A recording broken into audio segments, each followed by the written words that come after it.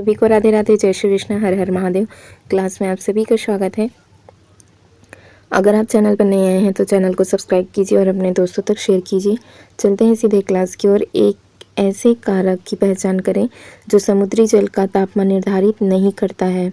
ठीक है, क्या अक्षांश निर्धारित करता है, भूमि और जल का समान वितरण ये भी निर्धारित करता है, देशांतर नहीं करता, महासागरीय धाराएं भी करती है। ठीक है, कौन कौन से नहीं करते हैं, और अक्षांश। ठीक है, अक्षांश तो प्रभावित करते हैं, देशांतर नहीं करता। अक्षांश और देशांतर हम ये आप देख पा रहे हैं, ये है भूमध्य रेखा 0 डिग्री वाली लाइन। यहाँ पर आपको मिलेगा कर्क रेखा 23.5 डिग्री, यहाँ पर मिलेगा आपको मकर रेखा, यहाँ मिलेगा आपको ये है मकर रेखा, ये भी 23.5 डिग्री का होता है। फिर जैसे जैसे ऊपर की ओर जाते जाएंगे, ठीक है, यहाँ पर इधर जैसे जैसे ऊपर जाते जाते हैं तापमान उधर कम होता जाता है। ठीक है, तापमान कम होता जाता है तो उत्तरी, यहाँ पर मिलेगा उत्तरी ध्रुव। ठीक है, यहाँ से लेकर ये कर्क रेखा, मकर रेखा और भूमध्य रेखा, इनके बीच में क्या होती है, तापमान सबसे अधिक होती है। ठीक है, और जैसे जैसे ध्रुवों की ओर बढ़ते जाते हैं इधर तापमान कम कम होता जाता है। तो इस तरह से ये अक्षांश रेखाएं क्या करती है, प्रभावित करती है, किंतु देशांतर, इसको कहा जाता है देशांतर रेखा, ये प्रभावित नहीं करती है। समुद्री जल को निर्धारित करने वाले कारक कौन कौन से, उनको देखिए। सूर्य की किरणें, ठीक है, सूर्य की किरणें, वातावरणीय तापमान है, जल की गहराई है, महासागरीय धाराएं हैं। अक्षांश, ठीक है, देशांतर नहीं करता, अक्षांश करते हैं। मौसम है, जल की शुद्धता है, जलवायु परिवर्तन, ये सभी क्या करते हैं, समुद्री जल को निर्धारित करते हैं। देशांतर समुद्री जल के तापमान को प्रभावित नहीं करता, लेकिन अक्षांश समुद्री जल को प्रभावित करते हैं। भूमध्य रेखा के समीप के अक्षांश जो होते हैं, भूमध्य रेखा के समीप के जो अक्षांश हैं, वहाँ समुद्री जल का तापमान अधिक, और ध्रुवों पर क्या होता है, ध्रुवों पर, ध्रुवीय अक्षांशों पर तापमान कम होता है। नेक्स्ट क्वेश्चन देखिए, निम्नलिखित में से तेल क्षेत्रों का कौन सा समूह असम में स्थित है। ठीक है, तो डिगबोई और नहरकटिया ये असम में स्थित है। ठीक है, डिगबोई और नहरकटिया ये असम में स्थित है। एक बार हम मैप से इसको देख लेते हैं। यहाँ पर देखिए ये असम, ठीक है, असम में गुवाहाटी, यहाँ पर देखिए ये मिलेगा आपको डिगबोई। ठीक है, डिगबोई ये असम में है, ये तेल क्षेत्र है। और यहाँ पर देखिए ये गुजरात के हैं, कोयली ये गुजरात का है। ठीक है, और यहाँ पर देखिए जामनगर में भी है। ठीक है, और वदीनार में भी है, जामनगर, वदीनार। और यहाँ देखिए ये है बरौनी, और ये है बोगाईगांव। ठीक है, बोगाईगांव, और यहाँ पर मिलेगा हल्दिया में। और ये पारादीप है, ये विशाखापट्टनम। ठीक है, विशाखापट्टनम, तातीपाका। ठीक है, यहाँ पर मिलेगा आपको तातीपाका, ये तेल उत्पादक क्षेत्र है। यहाँ पर मिलेगा मंगलौर। ठीक है, मंगलौर, कोच्चि, और ये यहाँ पर देखिए नागापट्टनम। ठीक है, नागापट्टनम ये क्या है, तेल उत्पादक क्षेत्र है।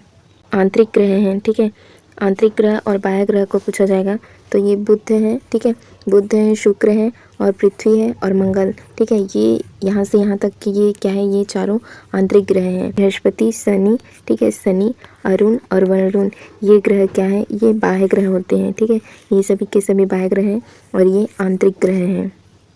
असम में सबसे प्रमुख तेल क्षेत्र डिगबोई है। यह एशिया की पहली तेल रिफाइनरी है। इसकी स्थापना हुई थी 1901 ईस्वी में। और अंकलेश्वर और कलील दोनों तेल क्षेत्र कहाँ मिलेंगे, गुजरात राज्य में। और मेहसाना तथा नवगांव भी गुजरात राज्य के तेल क्षेत्र हैं। कोशंबा और लुनेज तेल रिफाइनरी ये कहाँ है, ये भी गुजरात राज्य में स्थित है। दिए गए विकल्पों में से आंतरिक ग्रह की पहचान कीजिए। ठीक है, बृहस्पति क्या है, बाह्य है, वरुण क्या है, ये भी बाह्य है, शनि भी बाह्य है, आंतरिक ग्रह है बुध। ठीक है, शुरू के जो 4 ग्रह हैं वे आंतरिक ग्रह हैं, बुध, शुक्र, पृथ्वी और मंगल ये आंतरिक ग्रह हैं, और बाह्य ग्रह बृहस्पति, शनि, अरुण और वरुण ये क्या है, बाह्य ग्रह हैं। पंजाब में वर्षा का कारण बनने वाले भूमध्य सागर से उत्पन्न होने वाले शीतोष्ण चक्रवात से किन फसलों को लाभ होता है, रबी की फसल को लाभ होता है। ठीक है, नकदी फसल वे फसलें होते हैं जो आर्थिक लाभ के लिए पैदा की जाती है, जैसे गन्ना है, ये नकदी फसल है। कपास, तंबाकू, चाय, कॉफ़ी, मसाले, फल, फूल, सब्जियां, ये सभी की सभी क्या होती हैं, नकदी फसलें होती हैं। पंजाब में शरद ऋतु में भूमध्य सागर से उत्तरी पश्चिमी चक्रवात आते हैं, जिनसे रबी की फसलें जैसे कि गन्ना है, सोयाबीन है आदि की फसलों को लाभ होता है। कभी कभी चक्रवातों के कारण क्या होते हैं, किसानों को नुकसान भी उठाना पड़ता है, ठीक है, नुकसान का सामना करना पड़ता है। फिर नेक्स्ट क्वेश्चन देखिए क्या दिया हुआ है, उस प्रकार के मौसम की पहचान करें जो कि 4 मौसम का हिस्सा नहीं है। सर्दी का मौसम तो आता है, दक्षिण पूर्व मानसून का मौसम ये नहीं है, ठीक है। गर्मी का मौसम जैसे अभी चल रहा है गर्मी का मौसम, और दक्षिण पश्चिम मानसून का मौसम, ठीक है, तो ये होते हैं, ठीक है। दक्षिण पूर्व मानसून का मौसम नहीं होता। भारत में दक्षिण पश्चिम मानसून आमतौर पर कब शुरू होता है, ये जून से शुरू होता है और सितंबर तक ही चलता है। दक्षिण पश्चिम मानसून।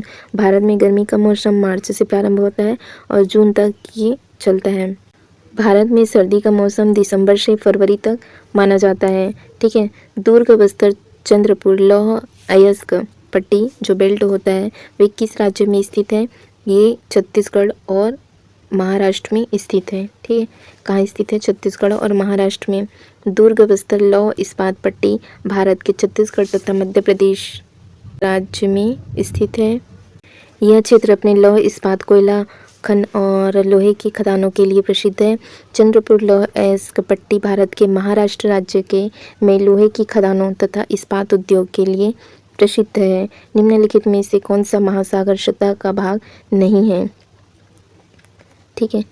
अगाध सागरी मैदान, महादेशीय निधाय, महादेशीय ढलान, इसमें होगा अगाध सागरी निधाय, ये हिस्सा नहीं है। समुद्र तल को 4 प्रमुख भागों में विभाजित किया गया है। समुद्र तल को 4 प्रमुख भागों में विभाजित किया जा सकता है। ये एक होगा भग्न तट, ठीक है, ढाल है। तीसरा कौन सा है, तीसरा है मैदान और चौथा है द्वीप, ठीक है, चौथा है द्वीप। इसके अलावा समुद्री सतह के रूप में छोटे अतल मैदान भी हैं, जैसे कि पहाड़ियाँ हैं, गयोट, खाइयाँ, घाटी, कटक, समुद्री पर्वत आदि। निम्नलिखित में से कौन सा भारत के प्रमुख कोयला क्षेत्र हैं, सतारा और पुणे है, कोयम्बटूर और मदुरई है, झरिया और रानीगंज, ठीक है। ये झरिया आपको झारखंड, ठीक है, रानीगंज यही प्रमुख कोयला क्षेत्र है, ठीक है। झरिया कोयला क्षेत्र झारखंड राज्य के धनबाद जिले में है और भारत का सबसे बड़ा कोयला क्षेत्र है। रानीगंज कोयला क्षेत्र पश्चिम बंगाल राज्य में स्थित है। यह कोयला क्षेत्र मोदनीपुर, ठीक है, मोदनीपुर तथा बीरभूम जिले में फैला हुआ है। पुरानीगंज मध्य प्रदेश में है। धनबाद झारखंड में है। बोकारो झारखंड का है। हीरापुर ओडिशा का है। गोदावरी क्षेत्र आंध्र प्रदेश और तेलंगाना में है और सिंगरौली मध्य प्रदेश तथा उत्तर प्रदेश आदि प्रमुख ये कोयला क्षेत्र हैं। भारत में दार्जिलिंग की पहाड़ियाँ खालिस्तान की खेती के लिए विश्व प्रसिद्ध है, चाय के लिए प्रसिद्ध है। दार्जिलिंग की पहाड़ियाँ चाय की खेती के लिए प्रसिद्ध है। दार्जिलिंग पश्चिम बंगाल राज्य में स्थित है। यह एक क्या है, पर्यटन स्थल है। भारत में चाय सबसे अधिक असम में उत्पादित की जाती है। भारत में चाय सबसे अधिक कर्नाटक राज्य में पैदा की जाती है।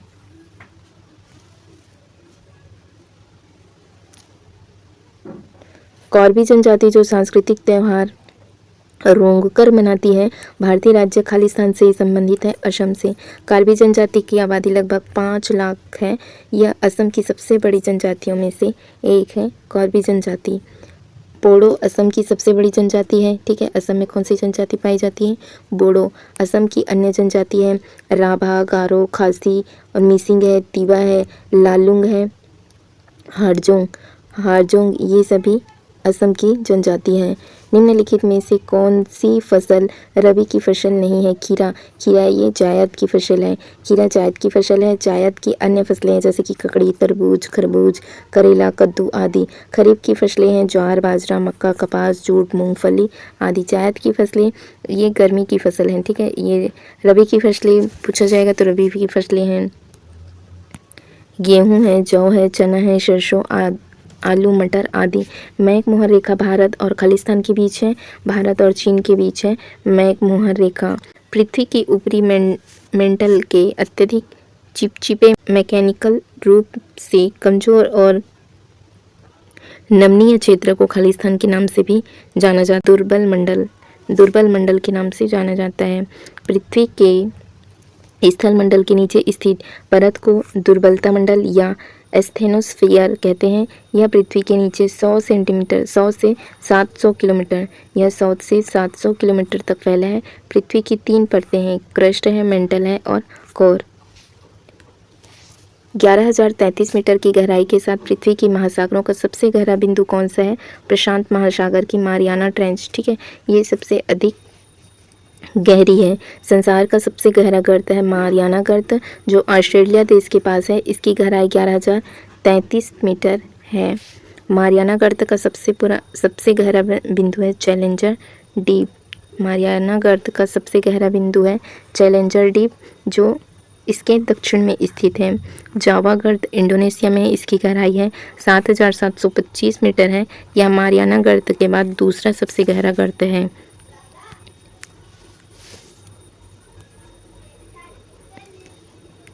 प्यूर्टो रिको खाई दुनिया की सबसे गहरी खाइयों में से एक है। खाई दुनिया की सबसे गहरी खाइयों में से एक है। यूरेशियन बेसिन, जिसे कैस्पियन बेसिन भी कहा जाता है, यह दुनिया का सबसे गहरा बंद जल निकाय है। ये पृथ्वी की सबसे ऊपरी परत है, जिसको कहा जाता है क्रस्ट। ठीक है, उसके बाद आता है मेंटल। ठीक है, ये मेंटल का आउटर कोर है और ये इनर कोर है। ठीक है, इनर कोर है ये मेंटल का इनर कोर।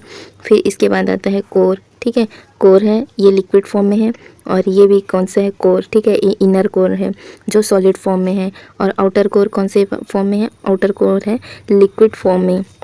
ठीक है, तो क्रस्ट आता है, फिर मेंटल आता है। मेंटल में भी आउटर, फिर इनर आएगा, फिर कोर। ठीक है, कोर में लिक्विड फॉर्म और ये है सॉलिड फॉर्म। जो इनर कोर है वो सॉलिड फॉर्म में है, और आउटर कोर है लिक्विड फॉर्म में। ठीक है, तो इस तरह से ये सबसे पतली परत होती है क्रस्ट। ठीक है, सबसे पतली परत है परपट्टी, इसको परपट्टी भी कहा जाता है। ये क्या है? परपट्टी है। ठीक है, यहाँ पर देखिए ये आंतरिक है, ये आंतरिक कोर है। ठीक है, ये आंतरिक कोर है। ठीक है, इनर कोर जिसको कहा जाता है, ये है बाह्य कोर जिसको आउटर कोर कहा जाता है, और ये है मेंटल। ठीक है, ये क्या है? मेंटल। और ये सबसे ऊपरी परत जो देख पा रहे हैं, इसको कहा जाता है परपट्टी, क्रस्ट। ठीक है दोस्तों, फिर हम आज की क्लास यहीं रखते हैं, आगे हम कल से कंटिन्यू करेंगे। चैनल से जुड़े रहने के लिए चैनल को सब्सक्राइब जरूर कीजिए और अपने दोस्तों तक शेयर कीजिए। Thank you friends, thank you all.